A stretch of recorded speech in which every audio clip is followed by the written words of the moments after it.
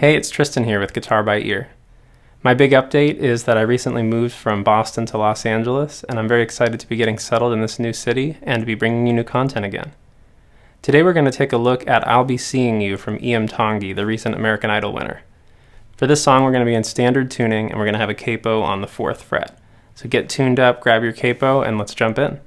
To start off, let's talk about the rhythm and groove of this song. So this song is in 6/8 time, which means there are 6 small beats or mini beats per measure. So we could tap our foot on all 6 beats if we're playing at a slow enough tempo, but once we work it up to speed, we're probably going to want to tap our foot just twice per measure on the big beats, which are beats 1 and 4. So we could count it like this: a 1, 2, 3, 4, 5, 6, tap, tap, big, little, little, big, little, little, 1, 2, 3, 4, 5, 6. So that's the basic groove. We can mute our strings for now and get our hands shaking in the air like this, and get it swinging 1, 2, 3, 4, 5, 6, 1, 2, 3, 4, 5, 6. Our hand's always going to be swinging, but sometimes it's going to be hitting the strings, sometimes it's going to be missing the strings, and sometimes we're going to do a ghost strum, which is where we do something kind of right in the middle of hitting and missing the strings. We just barely brush the strings, and it gives this really subtle nuance to the groove.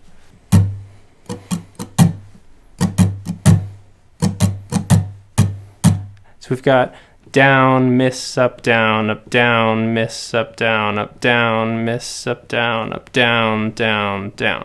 Or if we count it with the numbers, we've got 1, 2, and 3, and 4, 5, and 6, and 1, 2, and 3, and 4, 5, and 6. And sometimes we might put an extra ghost strum on the in-between beat that we're skipping right now. We might go. So on beat 2 we were missing before, and on beat 5 we were missing before, but we could choose to put a really soft strum or a ghost strum, almost just like bouncing your pick very gently off the bass strings for those 2 beats there, which would sound like this. 1, 2, and 3, and 4, 5, and 6, and 1, 2, and 3, and 4, 5, and 6. It's almost like you're just thinking about putting a strum there, but not fully doing it. Just kind of very gently testing the strings there, and you can practice really exaggerating that, like making those ghost strums as quiet as you can, and then choosing how much you want to bring them out, or whether to leave it as a total miss or rest right there. Gives you a little bit of creative flexibility to keep the song evolving and keep it fresh as it moves along. Next, let's take a look at the chord shapes we're going to need for this song. So to start off, we're going to use a G chord, and there's a couple different ways we could finger this G chord. We want to finger it in a way, though, where we're able to access a G sus chord as well. And in particular, a G sus chord where the sus4 note, the note that makes it a sus chord, is on string 5 in the lower octave. So we could put our middle finger on string 6 on G, and our pointer finger on string 5 on B. These note names I'm using are as if we're down in the open position. Really the notes have changed because of the capo. And then we would have our open 4th string, open 3rd string, and then on the 2nd string we could be open, and then on the 1st string we could have our pinky or your ring finger, but we're not really going to play the 1st string most likely. We're not going to strum that high. You could also mute the high E string or the thin string with your right hand, like with your pinky if you wanted to while you're strumming, or we can just avoid strumming it. But having the pinky there just in case means that if you accidentally hit that string, it's still going to be a nice note that's part of the chord.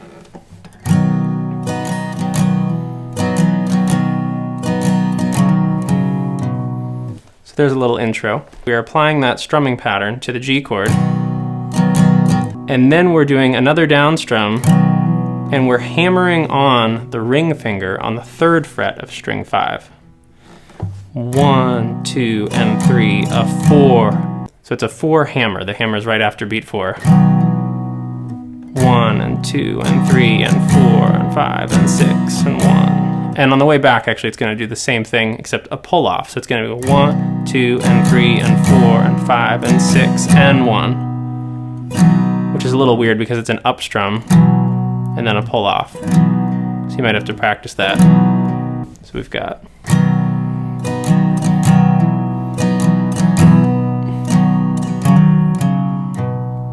And then we could play this little riff at the end as literal single notes where we're only picking one string at a time. we've got a hammer-on from the 5th string, from the open 5th string to the 2nd fret with the pointer finger.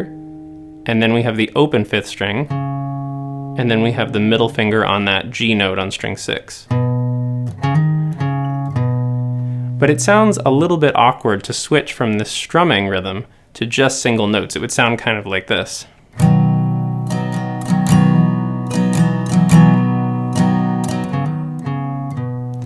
So I think it sounds better to do something a little bit in between. Instead of completely switching to picking one string at a time, keep a little bit of the strum motion happening so that you still get another note or two from the G chord ringing out with each of these notes, but you're focusing the attention of your pick on string 5. So you're trying to bring out that riff, but you're also trying to keep a little bit of that chord feeling happening.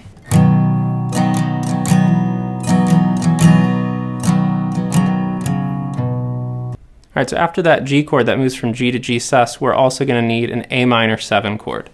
So that's going to be our open 5th string, our middle finger on the 4th string 2nd fret, our open 3rd string, so we're going to make a tunnel here with our middle finger, our pointer finger on the 2nd string 1st fret, and then you would have the open high E string as well, although we may not strum that all the time. So there's our A minor 7. We're not playing string 6. You can just avoid strumming string 6. You could also use your thumb to mute string 6 if you want to, although I don't love what that does to my wrist with that little bit of backwards bend. So you might prefer to just avoid strumming it, but it's a good option to be able to mute string 6 with the thumb if you have to, just in case it were to start ringing on you.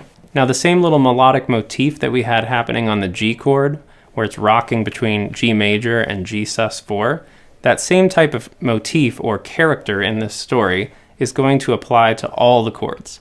Not necessarily every single time, but throughout the song, he uses that little riff on each of the chords. So on A minor 7, what we're actually going to do is remove the 1st finger sometimes to turn it into an A7 sus 2. And so you can do it without the hammer-on pull-off or with the hammer-on pull-off. So you could switch just with strumming alone. Like let's say we start without the pointer finger on the sus 2 chord. That's where I'm not doing any hammer-ons or pull-offs. I'm just switching as the strums happen. Or I can switch just in between the strums by doing a hammer-on and pull-off like this.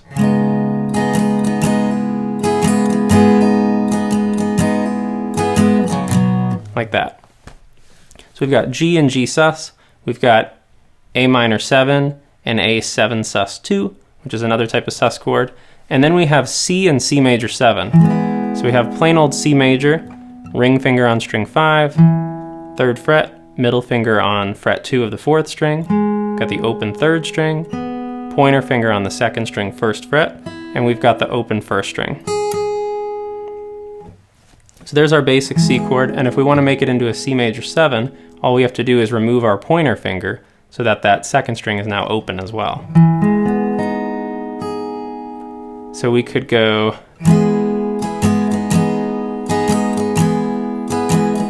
or if you want to do it with a hammer-on, you could do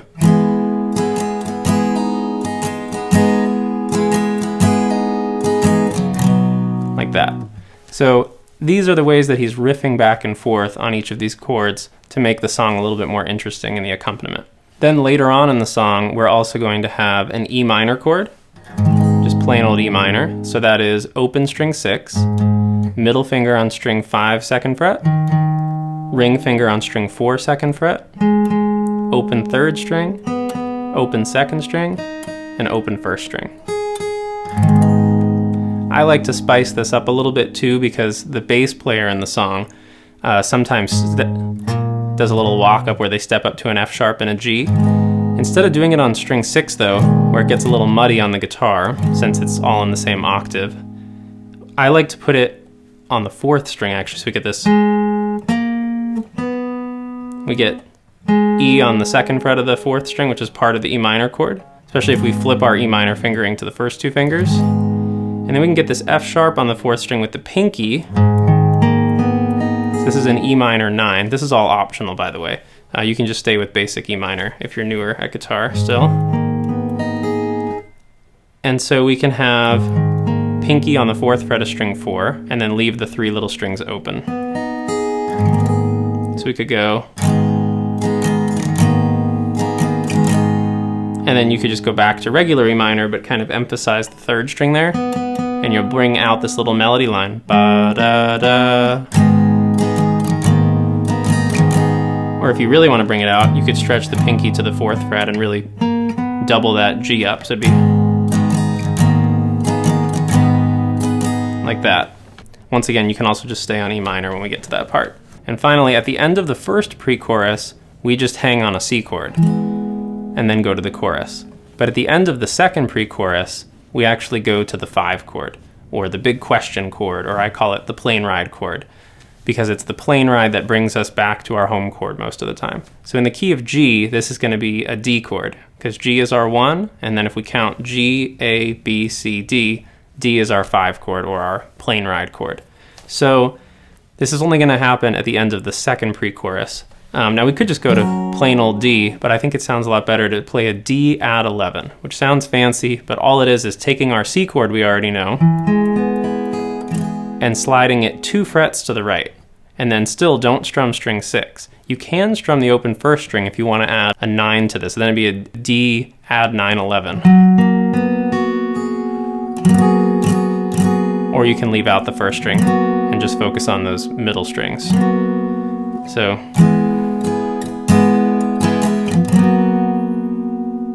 and then we would hit the chorus. On the choruses, I like to play the G to G sus, but in a higher octave. So I'm keeping the chord in the same octave, but that little movement from mi, fa, mi, that makes this into a sus chord, I want to put that on the 2nd string instead. So I have the open 2nd string, and then if I add my pointer finger on the 1st fret, there's the C that makes it a sus chord, and then go back to the open 2nd string. So to play the progression this way, I'm going to put my ring finger on string 6, and my pinky on string 1, which we're not really going to play that much, but it's there just in case we accidentally strum string 1. And then I'm going to put that pointer finger on string 2 and take it off. And string 5, I actually like to just mute it when I play a G chord this way, with the ring finger just being lazy and kind of angled, so it's draping over string 5 to mute it. I find this sounds a little bit cleaner than if I have 2 bass notes in a row by having the middle finger on string 5. And it's going to sound kind of funny too when we add the C. If that B on string 5 stays there, it would kind of want to move as well. So it's cleaner to just mute string 5 if you're doing it this way. So once again, we've got a G and a G sus. We've got an A minor 7, and A minor 7 sus 2, or A7 sus 2. We've got C major, and C major 7. And then later in the song we're going to have an E minor, and we're going to have a D add 11. Looks just like a C chord, moved over. 1st string is optional. Alright, now let's jump in and look section by section at how to break down this song. Alright, first up, here's a playthrough of the intro.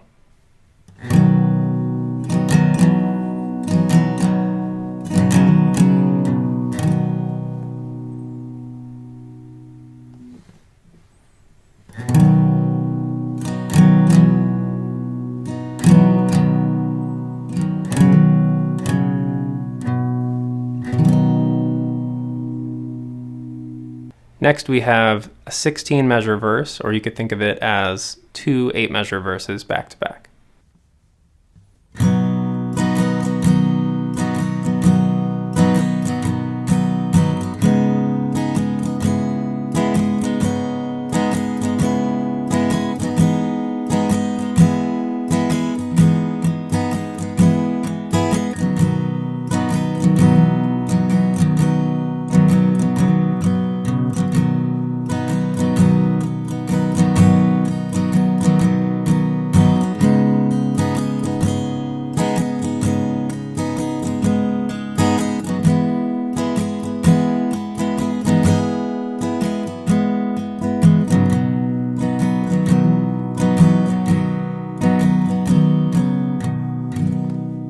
Next up, let's do a playthrough of the pre-chorus. 4, 5, 6.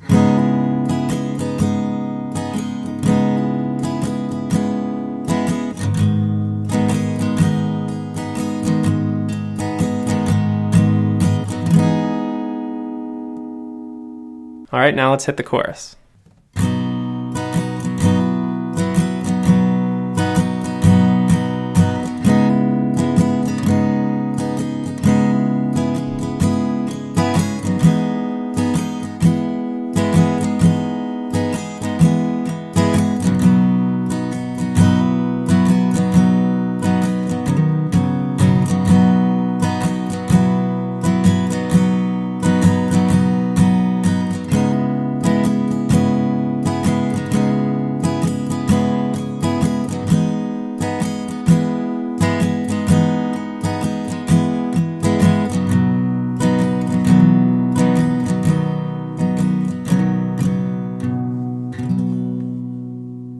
After the chorus, we'll have another 2 8-measure verses back to back.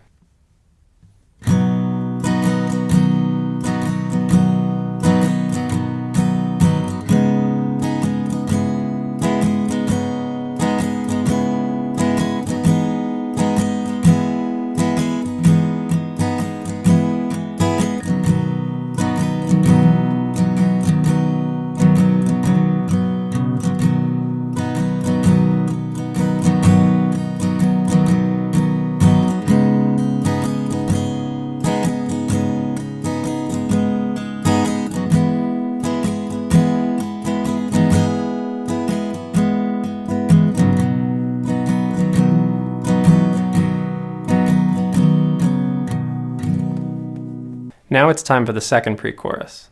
The second pre-chorus is going to be identical to the first pre-chorus, except instead of just hanging on the C major 7 for 2 measures at the end, we're going to go from the C major 7 to a D add 11, where you just take the same C chord shape you know and love and slide it 2 frets to the right, having the ring finger, middle finger, and pointer finger on the guitar.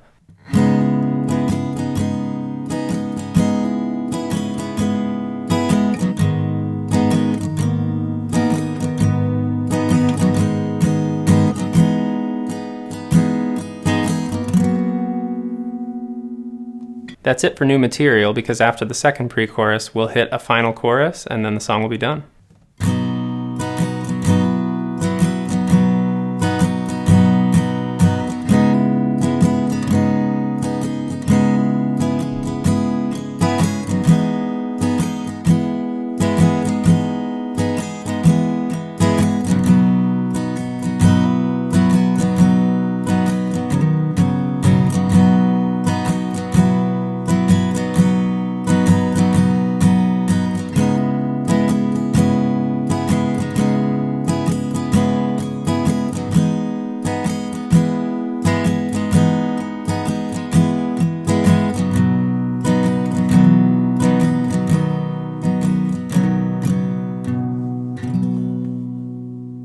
I'm curious what songs this tune might remind you all of. To me, it's a little reminiscent of Tennessee Whiskey, with the 1 major chord going to the 2 minor chord, and it's also similar to I'd Rather Go Blind by Etta James. But all 3 songs have their slight differences, and this one's actually more different from the other 2, with the introduction of the 6 minor chord and the 4 chord and the little motifs with the suspended chords going back and forth. Leave a comment down below if you can think of another tune that has a similar chord progression. Thanks for watching, everyone. If you enjoyed today's video, please be sure to hit like and subscribe. It really helps out the channel.